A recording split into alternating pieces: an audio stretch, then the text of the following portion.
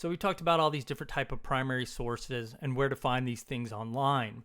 And obviously the internet is great, and I would say that most historians these days get most of their resources from the internet.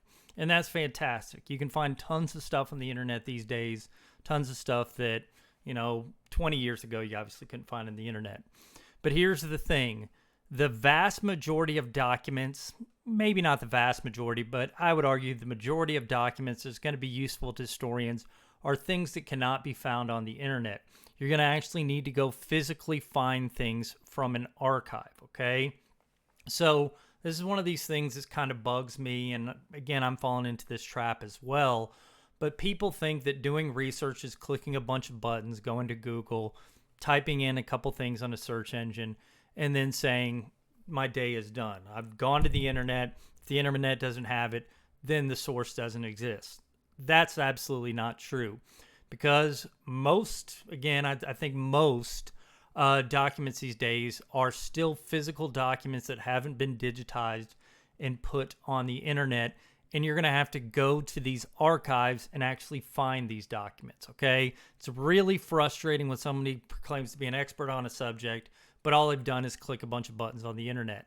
To actually know about subjects, especially things that occurred, more than 50 years ago, you've got to actually go to a place and rifle through a bunch of documents to find really what the sources say. All right, so what is an archive and how do I go to one? Okay, so an archive is defined as, quote, the permanently valuable records such as letters, reports, accounts, minute books, drafts, and final manuscripts and photographs of people, businesses, and government. These records are kept because they have continuing value to the creating agency and to other potential users. They are the documentary evidence of past events. They are the facts we use to interpret and understand history. So an archive is where people store crap that they might need later. So the FBI has an archive, the CIA has an archive, the courts have an archive. Any government agency that might need information later is going to toss this in an archive.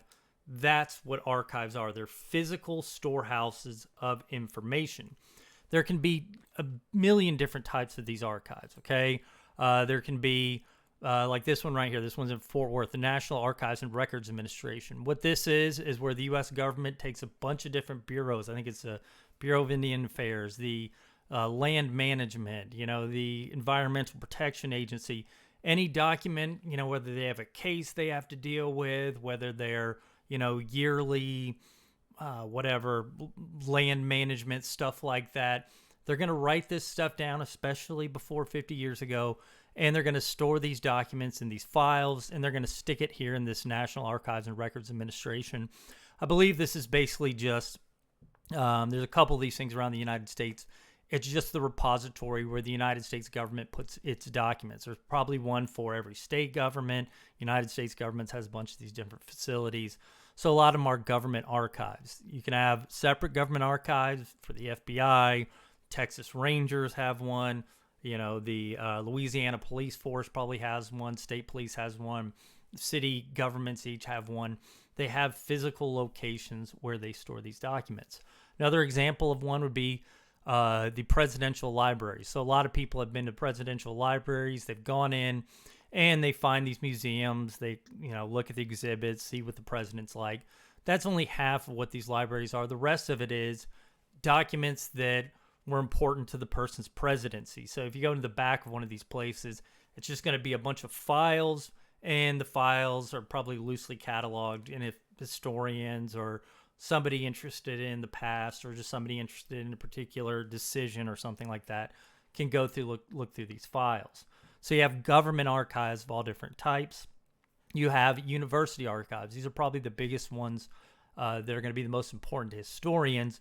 What university archives are when universities are interested in a certain subject, they will take money, whether collected from student tuition, donors, whatever, and they're going to go out and buy these items when they go up for sale.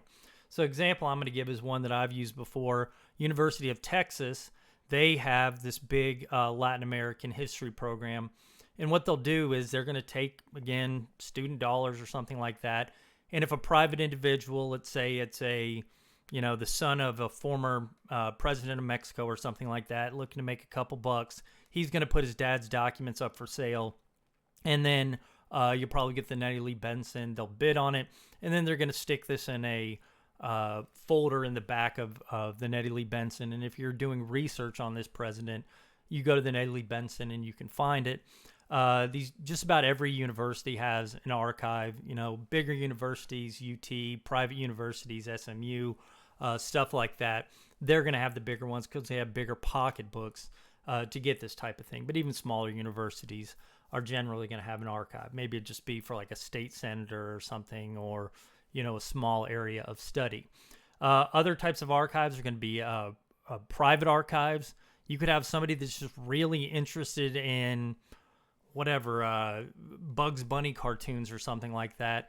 This guy goes out there, collects all the Bugs Bunny correspondence. This is the, color guy writing to the artist or whatever, like collects all the different cells for the cartoons or something. And he has the back room of his house, a Bugs Bunny archive. Probably more important to like people, historians, would be private archives in the hands of religious institutions.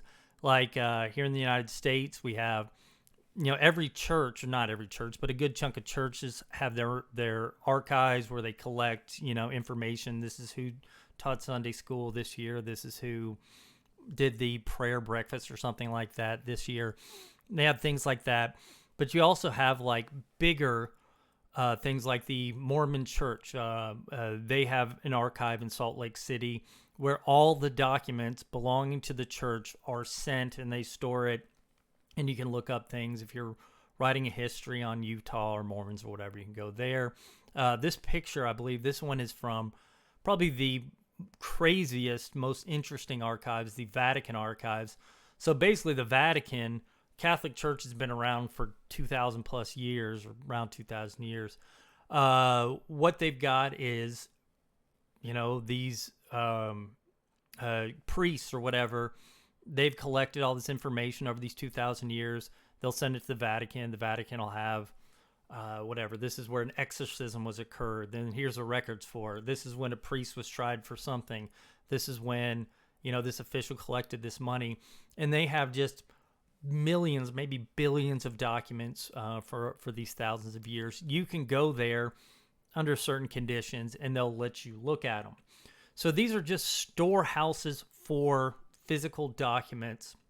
And the way that these archives work is you're going to find information that you need that you can't get on the internet, and you're going to go to these places and, hey, can I look at these documents? Or, hey, I heard this type of information was here. Can I look at these documents and try to find it? So the way the archives are going to work, you're going to find the building. We'll talk about how to do that in just a second. You'll walk into the room. You're going to talk to an archivist. These archivists are usually sitting behind a desk. They're probably looking at a computer monitor. They're on Facebook or doing something that probably not related to archiving, because I don't think it's a very busy profession. But you're going to walk up to them, and you're going to see they look at you very sternly because you don't understand the rules of the archives. This is one of these things I'm going to harp on. These archivists expect you to know the rules of their archive. And if you go in there and you don't know exactly how things operate, they're going to look at you like like you're an idiot. So you're going to walk in, this person's there, they're going to look at you snootily. I can't believe that you would dare interrupt my Facebook time. And they're basically going to say, what do you need? And so when you get in there, it'll usually be, if you're going to a university archive, it'll be somebody like a grad student, something like that. I've been in military archives before, and I've had like an officer there. Same situation in just about all these. It's a person sitting behind a desk. You go up to them, you give them the documents you're looking for. What that person will then do is either they themselves will go back into these actual physical locations where the documents are being kept, and they'll bring them up to you, or more likely they're going to find another archivist is probably going to be extremely put out that you're interrupting their Instagram time. Then they're going to go through the documents. They know how things are cataloged. They're going to then take the documents, put it on this little whatever trolley or something like that, bring it out to you. Then they're going to set it out to you, and you're going to sit at the desk and look at the documents. That's the way these things all work. Again, I'm telling you, it's the same situation in all these things. Somebody looking angrily, you then try to figure out the procedure. They're going to finally, you'll communicate to them the documents they need. A lot of times they'll try to talk you out of what you need in the documents because they want to get back to Facebook.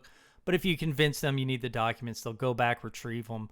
Then they're going to bring out to you, and you look at them and get the research you need. So if you're, wanting to do a example of stuff I've looked at, I wanted to find a service record for a military guy in the early 1800s. Went to this officer. It was actually really neat. It was an archive in Spain. It was in a castle. The officer went there, got the service record, brought it out for me, and I'm sitting here looking at a document from 1804 or something like that, just taking notes off of it, okay? So once you get done with the documents, you're either going to take notes off them, take pictures from them. We'll talk about that. And then you're going to bring them back to the person, say, I'm done. And then you're going to either ask for more documents for them to bring, or you're going to take off and leave. That's the way it works, okay? Again, not trying to make this scary, but it's a really weird procedure. Historians don't do it anymore, but if you're going to be a good historian, you need to do this, okay? So here's the good thing about these archives. They have information that cannot be found elsewhere. So a lot of places have put their information on the internet, but a good bunch of places haven't. And I think archivists, they started putting stuff on the internet a couple years back, but then they realized I'm putting myself out of a job if this stuff is on the internet, and I don't have to retrieve it for people. I don't get free money for looking at Facebook, so they stopped archiving things. So again, I would say majority of the documents, historical documents, can't be found online. But if you go to these archives, you're going to find stuff that people haven't looked at before. And if you look at this stuff, you're going to be really cool because you're going to be able to know the situation better than others, okay? So if you're going against a historian, they've only looked at internet sources, but you've actually held Ben Franklin's diary, or you've looked at one of the things I looked at, Stephen F. Austin's Bible, and I saw little scribbled notes he wrote on the side, and you bring this stuff up, the other person, I've never seen that before because I was too lazy to get off the computer and to go to the archive. If you go to the archive, you are going to look impressive, all right? So they have information that can't be found elsewhere. This makes you look really cool. And if you are a professional historian, and these committees, so as historians, you want to get credit, you want to get award money. Basically, a lot of these committees, they're going to look at your bibliography, see that you have, this person visited this archive in Mexico or Spain or whatever, France or something like that. That tells them that you're cool and you've actually done your homework, and you're going to get more award money than you may have if you just did internet research, okay? So that's the good things about these archives. The bad things, again, these things are incredibly intimidating. So when you go in, I swear, and I don't mean to pick on this girl. This is just a random picture I got off the internet. They are really intimidating just because I don't think these people know. I got to quit bagging on them.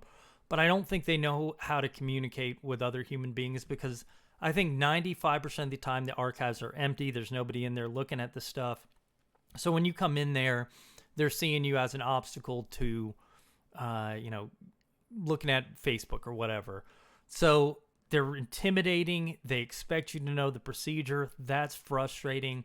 One story I have is I went to archive in Sul Ross. It's this college in West Texas. And I just wanted to see a couple documents. I said, hey, can I come in there? Nobody else is in there. It's not closing anytime soon. Not one other human being is in this part of the library. And I'd say, yeah, can I look at these documents? And I gave them the, folder that they were stored in, all the information. And the person's like, did you email me about these? And I was like, no, but here's all the information. They're like, you need to email before you come. I'm like, are you doing anything? You're not do anyway. I'm gonna stop with this, but basically they didn't want, even though they were doing nothing, because I didn't follow this email procedure. They're making a big deal out of it. So anyway, part of the thing is they're intimidating because they're flawed humans. But part of the other thing is these are old documents, and they do need to have certain procedures because these documents, if you don't follow procedures exactly, they're really worried about them getting damaged. So you'll notice right here in this picture, this person has to wear gloves. That's very common. They don't want, you getting your gross hands or something on the documents, and then the documents falling apart because of your oils in your hands or something like that. They also have to have sort of these stingy procedures because a lot of times people steal from these things. So they don't want you. They want you to make sure your pockets are empty, things like that, because they don't want you using a pen on them on a document that's really important, and now they have some jackass writing on it. So they're very much sticklers for procedures at some of these archives.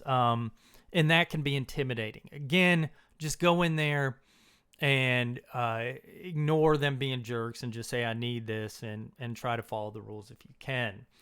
Other problems with archives, a lot of these things can be disorganized. Now, generally in the U.S., and it's getting this way in a lot of other countries as well, but some of these things are, like, for example, Spain was really meticulous with archives during the colonial era. So if you went to Mexico, there's tons of documents that the Spanish wrote down, but then Mexico becomes independent. They go through this period of poverty, stuff like that. And basically all these old Spanish documents, they didn't want to throw them away because they thought they might be important, but they didn't have the money to pay an archivist to keep up with them. So what you'll see is they'll just toss them on these shelves. There's no particular order. So you get there, they're incredibly disorganized. And maybe this archivist is really happy and nice, but they can't help you because they don't know where crap is. It's just thrown in a corner somewhere. Now it's this way. Mexico's really good about it these days, but you go to countries like Cuba. I've heard from a friend that can be incredibly disorganized. So that's a problem with archives. Another problem with archives, these things are all over the place. It would be just awesome if you could go to one location and find all the documents you need, but it doesn't work like that. So let's say you're working on a murder case or something. You're going to have to go to the courthouse and get the local court records. You might have to go, say the state police looked at it. You're going to have to go to the state police records. You're then, the person that, the prosecutor or something, maybe they kept a notes or a diary about the court case, and then they donated their diary and their notes that they kept to University of Oklahoma State or something like that. You got to go up there to look at this. So these things are all over the place. The problem with that is a lot of people researching these things, they're poor. Like me, I didn't want to travel all over the place to do this. It's really expensive to go from one location to another. That's really problematic. Some of these places can be picky about who they let in. Like I've always heard about the Bancroft Library in California. It's this really prestigious, I think it's at UC Berkeley, but they have a ton of valuable, interesting documents that people have donated over the years, they've acquired. And the problem is they don't just want to let the riffraff in. So in order to actually look at the documents, you have to have a published book, a university press published book, before you can get in there. So that's sort of a problem. Other problems with these things, they're not open all the time. So again, imagine the only people looking at these documents, sometimes you get people like looking for oil records or people trying to make money, but the vast majority of these people looking at documents are historians, maybe old people looking into their family history. It's not a lot of people. So usually, if you don't have a lot of people, they can't fund, an archivist the whole time. So they'll just have, these really odd hours. So Monday through Wednesday, 2 p.m. to 6 p.m., that's the only time they're open, and that can be frustrating. So again, all over the place, and then you don't know if they're going to be open when you get there. Sometimes, and by the way, this is another story nobody wants to hear, but I took a trip to an archive. I planned it out, got a hotel room, went out there, and they just randomly closed. They're like, we just want to take a break. Didn't put any news on their website or anything like that, because who the hell cares? They thought only people that are going to come are maybe locals. But then they got this guy traveling 1,000 miles to get there. I mean, it's just sort of the way it works. A lot of these things are incomplete. So depending on the archive, there's stuff that like people just don't want to get out. So like, for example, again, talking to the friend that has been to Cuba, he says not only are their archives incomplete, but I've heard that the government of Cuba doesn't want the bad stuff to get out because they want communism and whatever to seem all great. So they're not going to put, the bad stuff that they did out there. They just sort of toss that crap in the garbage. And so if you go there looking for information, you're not going to find it because it's just not available anymore because it's been destroyed. A lot of times it'll be unintentionally destroyed. This archive I was interested in Chihuahua, Mexico, kept good care of it and everything, but like in 1944 or something, there was a fire, burned the building down, and so a good chunk of their documents got deleted. I've also heard that some of these things, they'll be open and you can have access to them, but they just won't let you in unless they know you. And this, I guess, goes along with the Bancroft Library thing. There's the story of King Ranch in South Texas. They had an archive of this ranch, biggest ranch in Texas, something like that, was open for a long time. But the problem was that they allowed one researcher to do research in the ranch archives, and they realized that the ranch had previously ripped somebody off of their land. Like they had used some sort of legal loopholes or something to take land from this person. Well, the researcher then took that information to the guy's great-grandson or something like that and is like, hey, your great-grandfather got ripped off. That guy then sued the King Ranch. King Ranch, I might be getting details wrong, but the King Ranch had to pay him a couple $1,000,000, and then King Ranch said, nope, we're not letting anybody use these things anymore. So you could have censored information, limited information, fire burning things down, stuff like that, okay? Other problem with archives, a lot of these things are just simply wastes of time. You go there thinking there's going to be valuable information, but they don't have the documents that you're looking for. So I'll give one example of this. Went to an archive in Spain and thought I was going to find these useful documents, but realized that they just simply didn't go past a certain year. So the documents I was looking for was like 1805. The cutoff was like 1776 or something like that. I ended up just finding one document there just that I could kind of use for my book. So I would look cool on my bibliography saying I went to this archive, even though I only got like one tiny piece of information from it. So I guess that's sort of a sneaky way to look cool on your bibliography, is to visit archives and just find tiny information from it. But that's what I did. So sometimes you go to them and there won't be very much this helpful. But if you do want to find an archive where there's going to be beneficial stuff, there are a lot of easy ways to plan for this thing so you don't waste your time like I did with that one archive.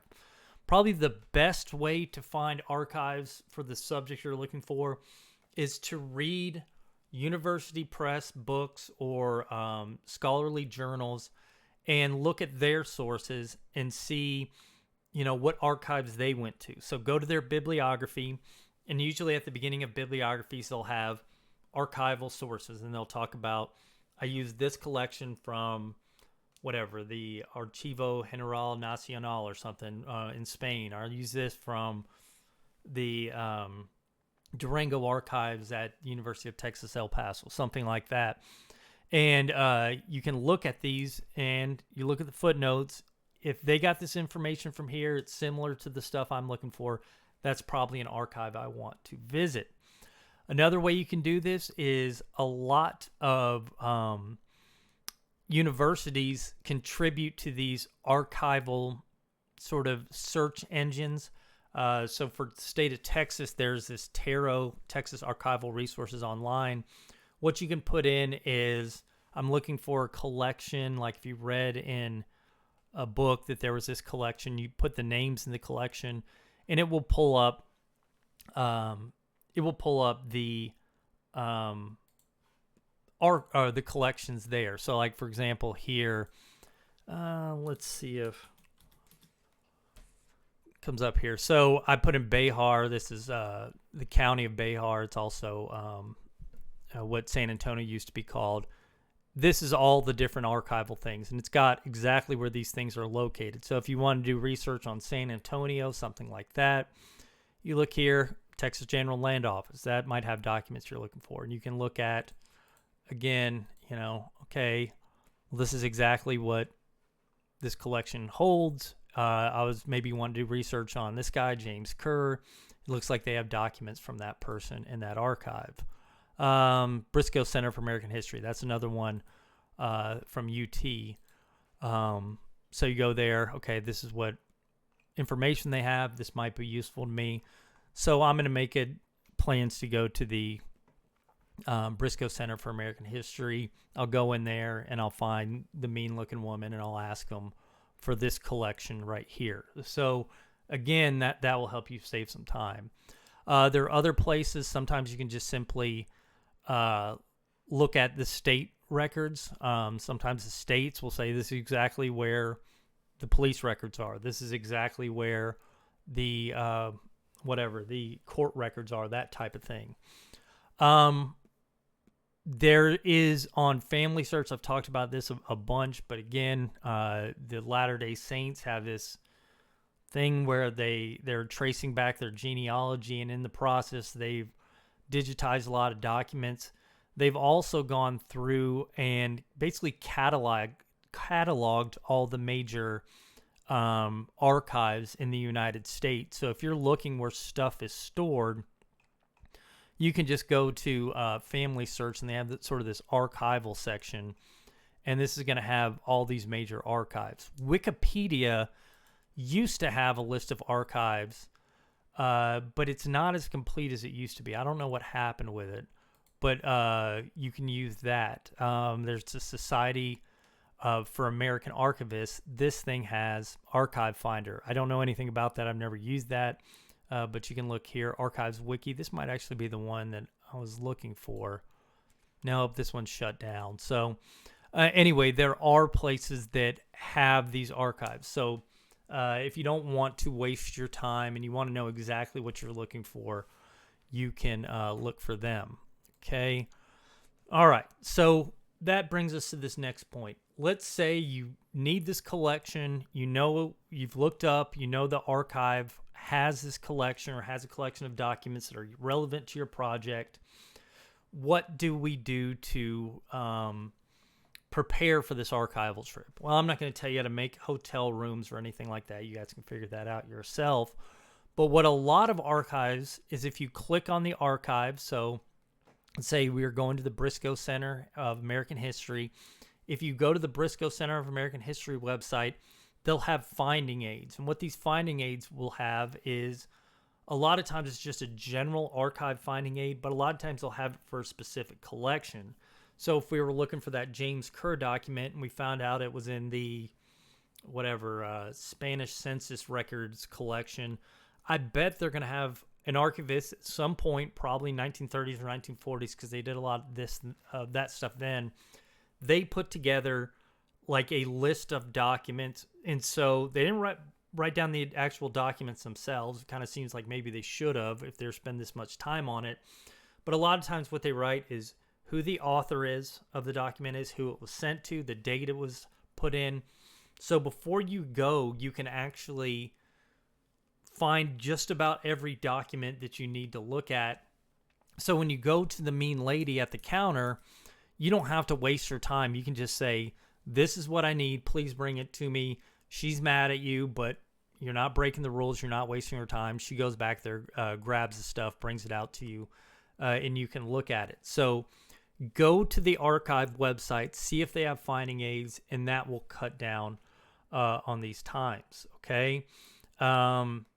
Again, some of these things have actual search engines, so you can go to things like the Briscoe Center for American History, and if you're looking for a particular person, they've basically combined all the finding aids, so you can put in a search engine for a person's name.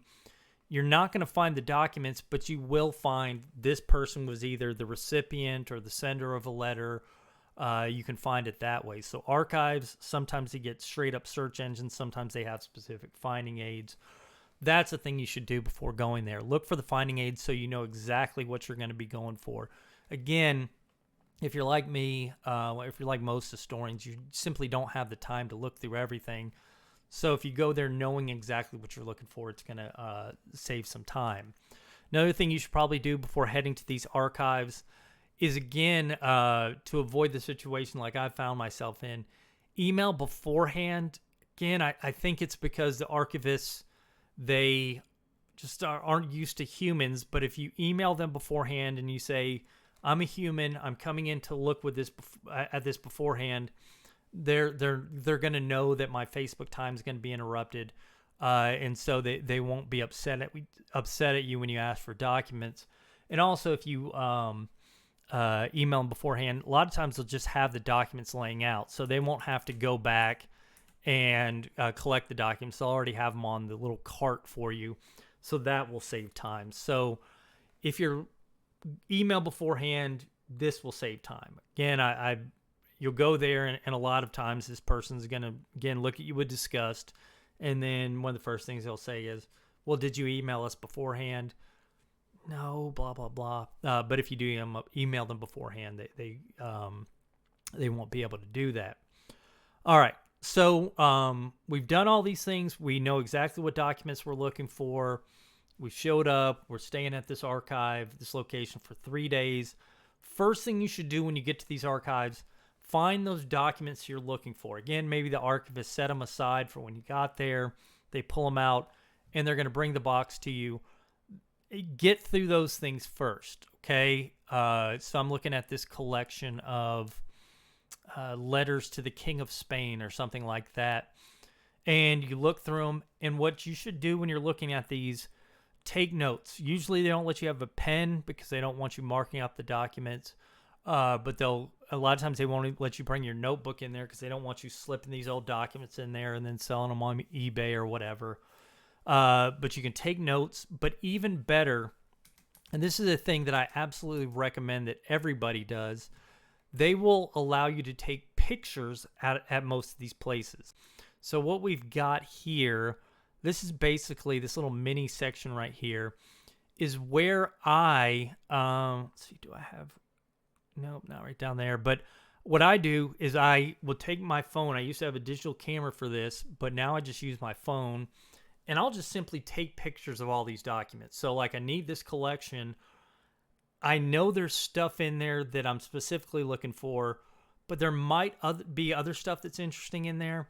So I just take pictures of the entire collection, and you'll get gigabytes of information. You know, I mean, it's probably too much, but it's better to have these things than not.